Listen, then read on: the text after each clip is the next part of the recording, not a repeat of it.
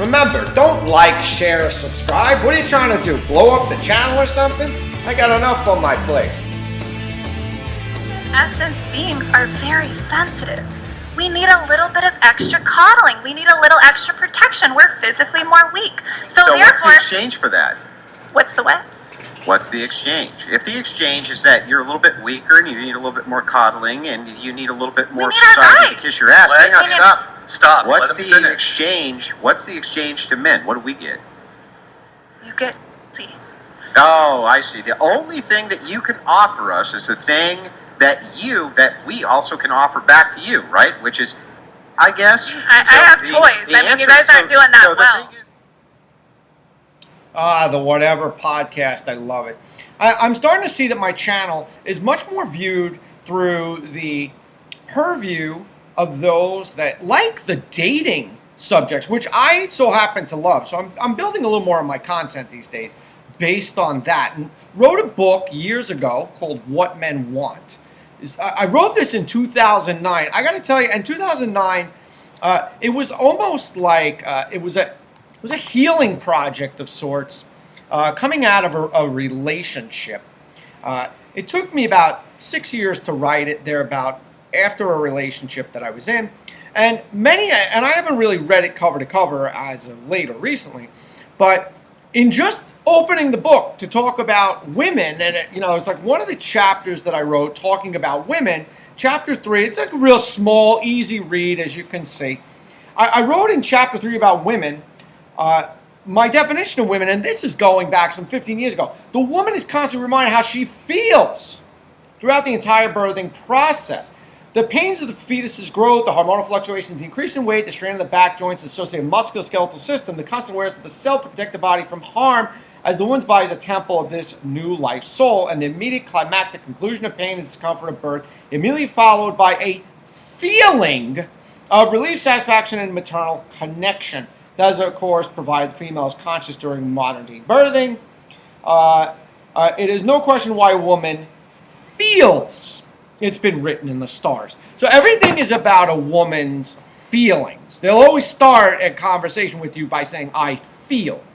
Now, that was 2009. That's long before the onset of the modern-day woman really coming of age through OnlyFans and through all of these apps and whatnot. And you got women like this that really prostitutes her body in the purposes of what she thinks is, and you'll see as we go through these two parts of this Whatever podcast, she thinks it's almost like a religious experience that she teaches people about sex.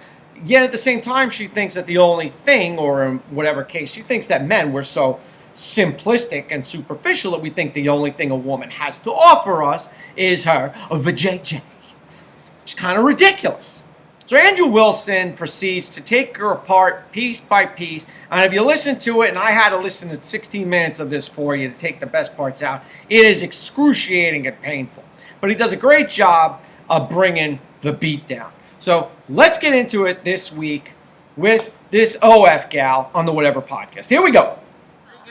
Your whole value structure, everything within your values revolves to, I deserve to have my ass kissed because I have a... I make the babies. You don't make the babies. How did we get the math wrong? We don't need you. Well, I'm not saying it's personal, but we actually don't. Well, who invented the technology for you to be able to do that? You need sperm. Guess what? We could have invented the technology we if could we have, did but it. you didn't. Listen, this is not to say that men don't have their role. It's simply to say we actually have the bodies that produce the babies. Then what are you going to do when there's artificial We're obviously wombs? Of a higher What do you do value. when there's artificial wombs? I can't tell you in how many ways this is so wrong. The arrogance and the hubris. This woman is clearly and obviously not a high-value woman. If you are a guy and you're dating her, you need to run. You need to run. And the voice that she has negates any modicum of beauty that she may exhibit in this podcast. She doesn't need men. And that's the most obnoxious thing in the world. You don't need men. Who's going to fix your light when it goes out? Who's going to turn the AC on or the heat on when the gas line goes down? Who is going to drive the truck to get your goods, your perfume to the stores? Who's going to be out on the oil rig pumping the oil? Who's going to be tunneling as a sandhog under the ground to build a new subway? Men built the world. And in many cases, we built it for all of us. We're happy to do it. But to say you don't need us, it's just obnoxious. And Andrew Wilson is going to get there. And talking about one of these Survivor shows where it was men versus women. The men were practically dancing around a fire they created, and the women were bitching, moaning, and complaining to each other because they just couldn't get along, which no surprise there. And yes, women have an intrinsic value because, yes, they are the holders of the keys to ongoing life. That is fantastic, which is why we need each other. But men could survive without women at least up until we die, and then humanity no longer exists. But women will most certainly in the first 36 to 40 hours start killing each other because they wouldn't know how to maintain the infrastructure. I'm not saying they couldn't learn, but the learning curve wouldn't be long enough that many of them could survive. That's the problem. So to say you don't need men is just terrible and awful and disgusting. And if you think that she stops there, no, she just keeps digging that hole. What? What about artificial wombs? We shouldn't have artificial wombs. That is usurping the power of a woman. And it's making us not as valuable. The power of a woman. So then, what do men get then from women? What do men get then from women if we have artificial wombs and we no longer need your womb? You don't want women? What, you guys would all kill yourselves within 3 days of not having women here. The only reason you are here is to impress us, to protect us, to f us right, to get our adoration, to have us feel like we're worshiping you and we're sucking your... I mean, there's an energy exchange here that works out. You really need to go to the Whatever Podcast YouTube page and really watch this. The comments are just great. It's because nobody could deal with her voice. It's so annoying.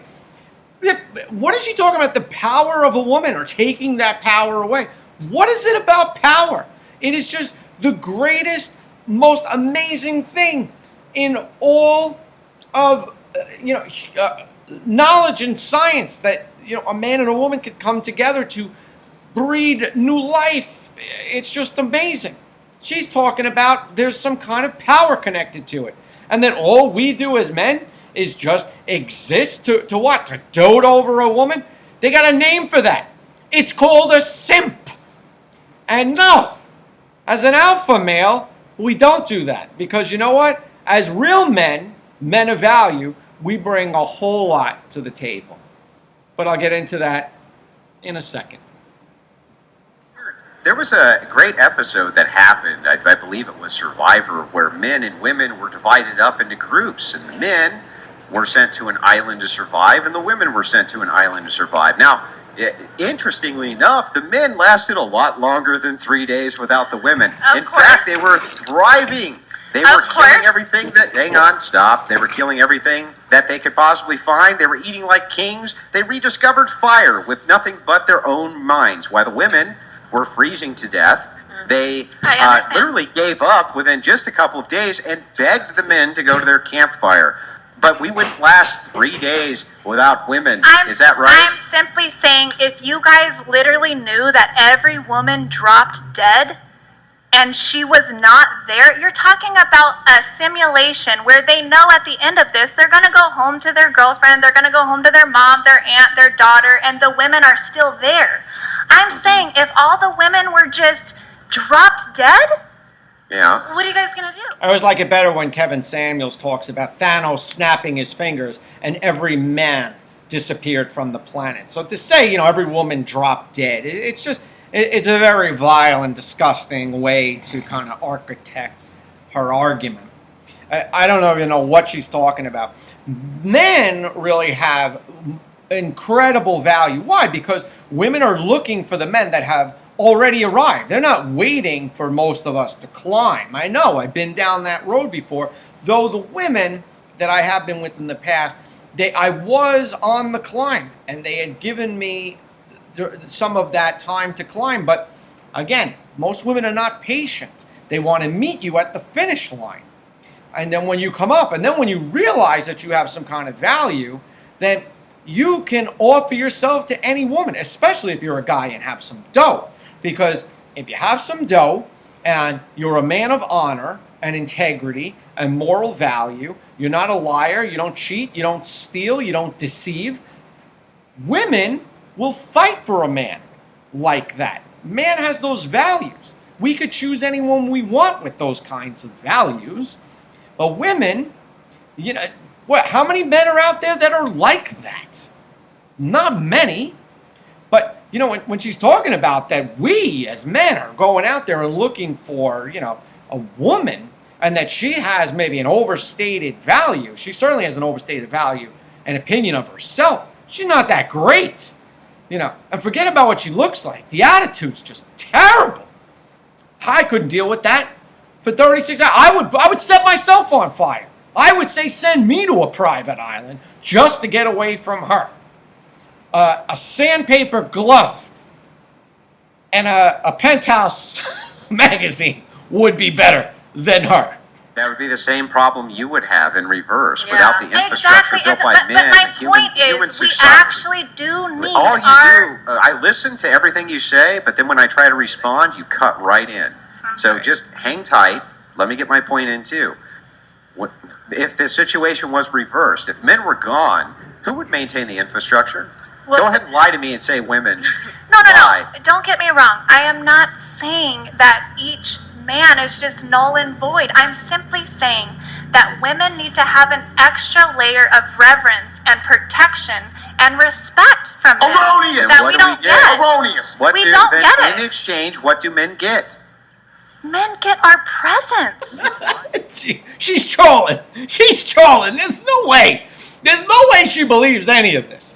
I like how Andrew Wilson says, exactly what I just said. The infrastructure is maintained by men. I know I hired for a major public utility, and 85 to 95% of all of the people coming in for these very difficult, physically demanding jobs, gas, steam, electric, construction services, we're vetting men for those jobs.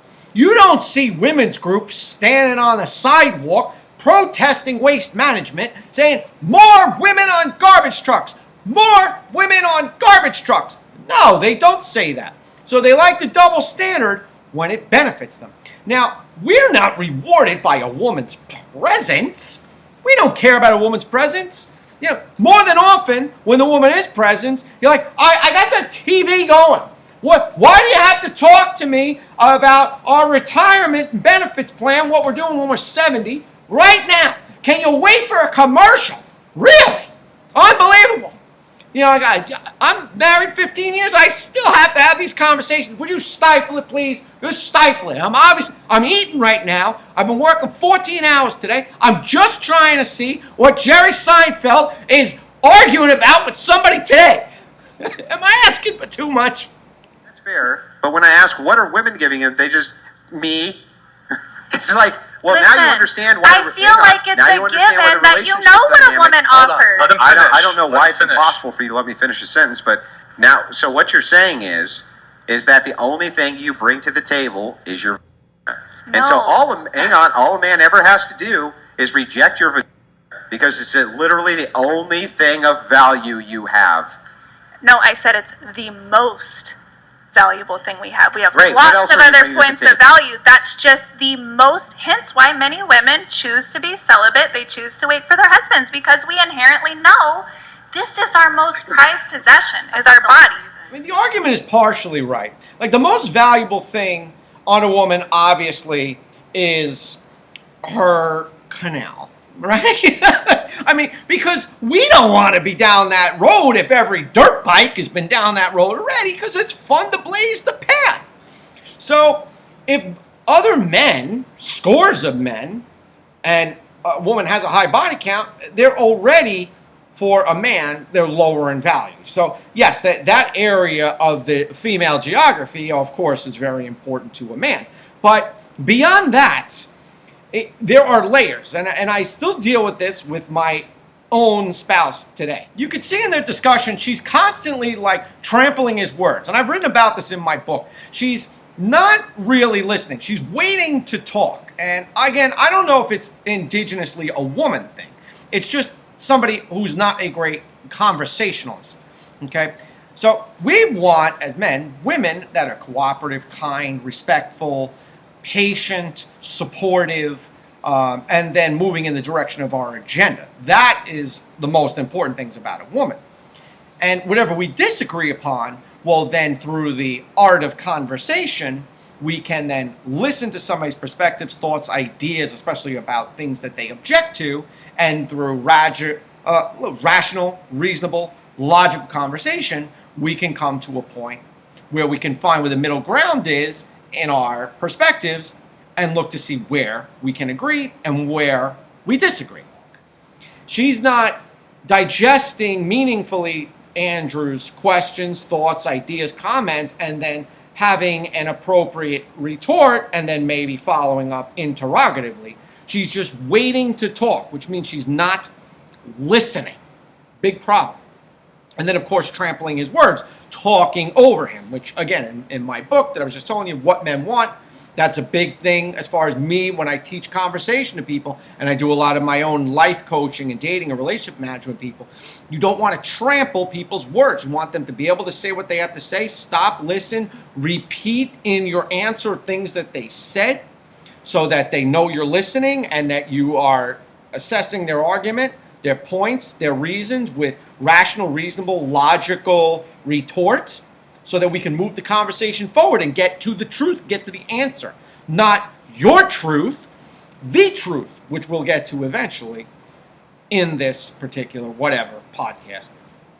But I'm just simply saying for a lot of us, it's because this is my sacred vessel. You're not entering this until we're at a certain point. You have proven yourself to me. I know you're going to be a good father, etc. A woman doesn't get to envelop her around my until you've done X, Y, Z, and But you see, I'm giving you the gift of allowing you to envelop my.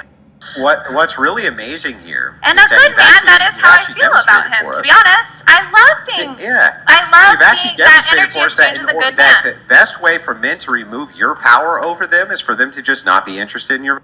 Yeah. The best part about everything she just said is before this conversation is over, she reveals who she really is, which is, in reality, such a dirtbag. Then what other value are you bringing to the table? Soul, a good cooked meal, a clean house, raising kids, figuring out social issues to try to find solutions to things. I'm masterminding with men. Men are better at all those things. Okay, well then those men don't need to come to me because they have it figured out with each other. So for men who can cook their own food, which is easy as shit, for men who a can cheerleader, clean their somebody own to give you homes, a which by the way blowjob is when you're easy having as a bad can be. day. Come on, it's simple. Women's work is very incredibly valuable, and it comes with in what regard? Other than what are you bringing to the table? I keep on asking you this. You're like, well, cooking and cleaning, feminine all things essence. men can do I'm for telling you, themselves. there's a feminine essence. Hang on, I'm almost done. Cooking, cleaning, all of this, these are all things that men can do for themselves. Nurturing. I'm almost done. If they are things that men can do for themselves, well, can you name something you're uniquely going to bring to the table a man can't do for themselves other than your... I can have a baby for him. He can't have a baby for himself. I guess he could use an artificial womb. I guess. So then if you want to go that way, I just think we have a human design that works a certain way. Go ahead, Andrew. So if there's an artificial womb, there's nothing then. You could be his number one fan, lift him up when he's down. Amen, sis. If you want to go with that you guys don't need women, fine, have fun. So we're coming to the end of part one here. Lift me up when I'm down. Be a raving fan. I don't need somebody to be a raving fan. And I don't need to be lifted up when I'm down. I have learned that real men just keep pushing forward and they pick themselves up when they're down because they learned how to do it on the way up. And unless the woman was with you on that whole journey on the way up, which in most cases is not the case, those of us that went through the world of hard knocks learned how to pick ourselves up on the way up. And we are our own number one fan because we're our own biggest cheerleader. Because if we don't have all of the unequivocal, 100% arrogant, obnoxious, egomaniacal, absolute, unadulterated belief in our own abilities to succeed, how would we have gotten to be a high-value man in the first place?